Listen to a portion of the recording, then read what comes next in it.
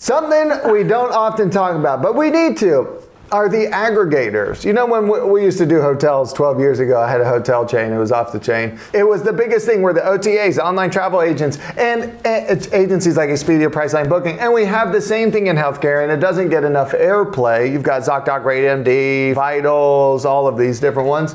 And our clients come to us and say, what should our strategy be? What do we need to do with these? What's the pay-to-play model? Lauren, welcome. All right, so we're going to spit some game about all of this stuff. First of all, describe these platforms. What are they? Are they all pay-to-play? What's the deal? What's the deal? Yeah, so when we talk about the aggregators in healthcare, we're talking about, you guys are all probably using ZocDoc, right? Or to some capacity. So there's ZocDoc is the big one, Solve, there's Healthgrades, there's Vitals, RateMDs, all of these websites where a patient can go, they can plug in what they're looking for, their geography, their service that they need, whatever, and bring up a results page full of options. In ZocDoc is the first one that comes to mind. A lot of organizations are using ZocDoc in a pay model. So I'm not just talking about, am I using Yext to push my information out into Google and Bing and also into ZocDoc and Healthgrades in a free capacity, right? It's free to just go on and create a listing. We're talking about businesses whose primary online scheduling capability is through an aggregator. So they are paying per patient who books on ZocDoc. They're paying to be at the top of the page. They want to be found. ZocDoc is making revenue off of each person who books. Or we're talking about ZocDoc, their new model, which is an open API, and you can actually build on your own website a scheduling interface that pushes through ZocDoc, right? Okay. So the thing is that ZocDoc, they're integrated into your calendar, so you don't have to do it. It kind of takes that, they are creating a world where they're the middleware. But a lot of organizations are paying, I've seen it anywhere from $35 to $75 per booking. And half the bookings don't show. And there's a large drop off on the booking show rate as well. So what I'm seeing a lot of organizations ask for these days is they want to get away from the reliance on these third parties. And of course, any healthcare search you do, ZocDoc is there. So they are getting a large portion of the share. They can provide usually reliable pipeline of leads. How are you going to replace that? How are you going to build your own first-party pipeline strong enough, reliable enough, profitable enough to replace that? Can you afford to pull out of those models and just rely on what you're doing for yourself? Yeah. That's the big question. Okay, so the listings part of this thing, does every provider group need to have their locations and mostly their providers in all of these listings providers, these aggregators?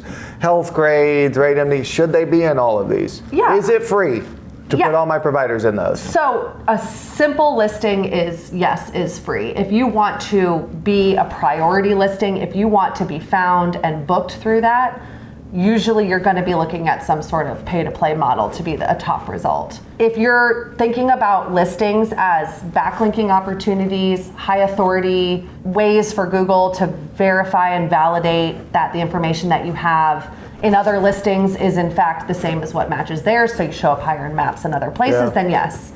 Putting yourself in something like a Yext or Reputation.com so that you have consistency. And you got to pay per provider if you do that. You're going to pay a license fee to do that, but what you're not paying is every single booking has a $75 cost associated with it.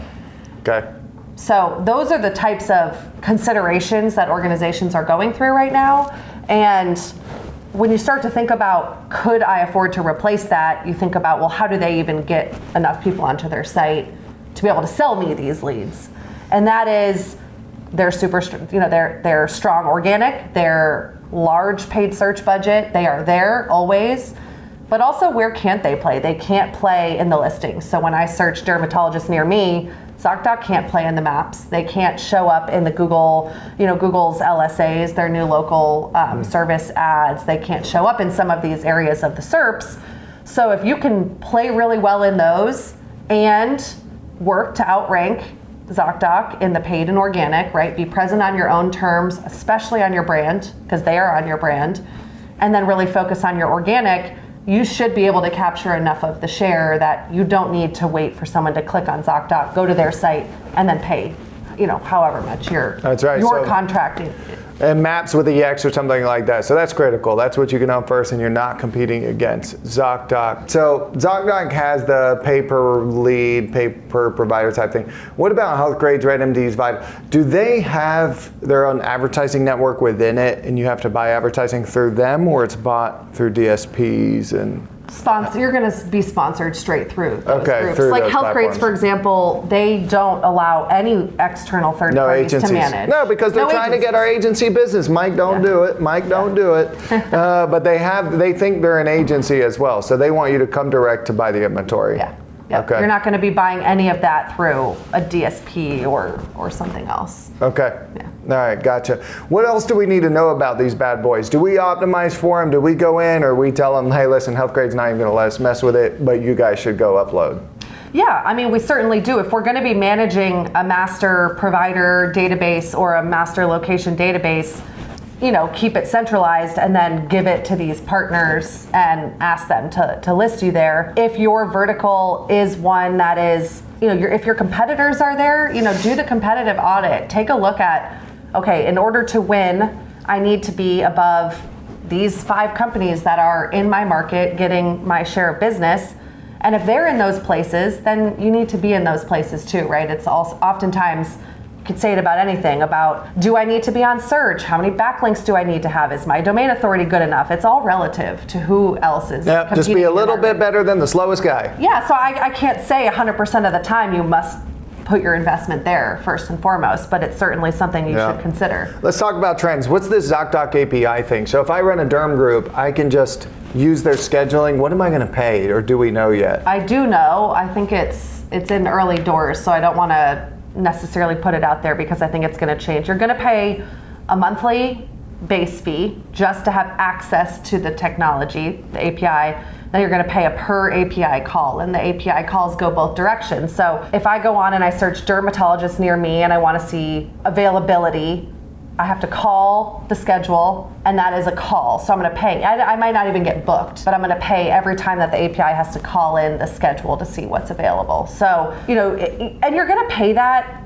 You're going to pay some sort of fee if you use like a third-party middleware anyways. Okay. The best bet, if you're trying to keep your costs down on scheduling, is potentially your own build right on your own EHR.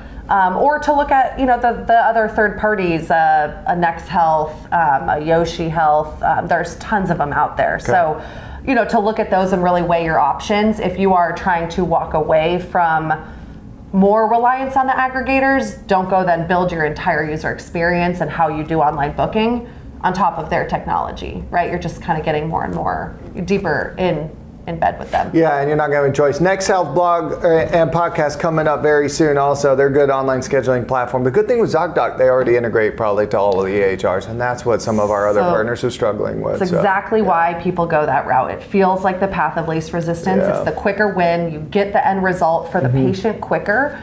If you can afford to parallel path, like say, I concede, I'm going to give my patients online scheduling by linking either to a ZocDoc white label page, where I lose all my data.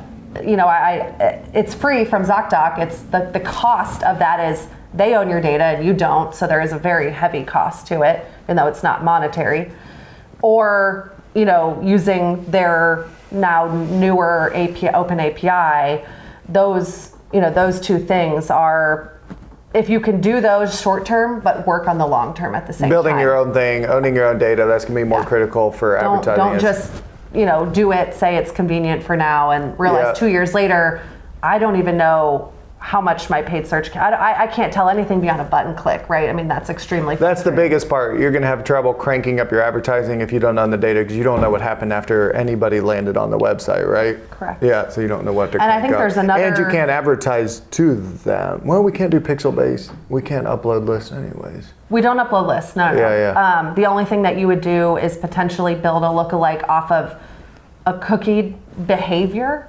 Okay. Which in the case where you're clicking externally to something like a ZocDoc experience is just a button click. So you Okay. don't know if they ever made it through the funnel. Man, y'all are getting the deep dive on listing today. This is exciting. Very I good. think the other thing, I'll add one more challenge that I think organizations may not even be thinking about, but I mean, ZocDoc is brilliant, and don't get me wrong, for a lot of organizations, it is a key pipeline. It's maybe more efficient than building your own. For the first 2 years, it's painful to build your own. So it makes sense to maybe keep it as part of what you're doing and start building your own pipeline and trying to find like where the efficiencies intersect in the next 24 months. But ZocDoc is really smart. They're building an experience that is better than anyone else's first party experience. And when a patient gets used to that experience, let's say I'm already a patient of Alex's dermatology practice. I booked, I found you through that, but now I really like you as a practice. Thank you. And I'm going to go back and book my follow-up appointment. I know that the ZocDoc experience is easy, so I go back through the ZocDoc experience. Find someone else. I'm your patient. Yeah. But you just paid another $75 for me to book an appointment with you. Wow, it's frustrating, right? Yeah. So that's why the whole focus on, even if you have to parallel path it, building something that you own. Build it yourself. And I will say their experience is awesome. I was looking for a provider this morning, and the individual groups weren't really showing up in search, and the maps one had bad reviews. So organic, I click on ZocDoc, and they have every type of that provider, and you can book online. It has their availability. Guys, we got to compete with that. And I don't want to hear that we're not putting online scheduling on your websites anymore because our surgeons don't want it, our doctors don't like it, or we're high acuity, and you need to call in for more information. It's all excuses, and you're going to get lapped by a ZocDoc or whatever the next aggregator is. Lauren, thanks for joining us. Yeah, thanks, Alex.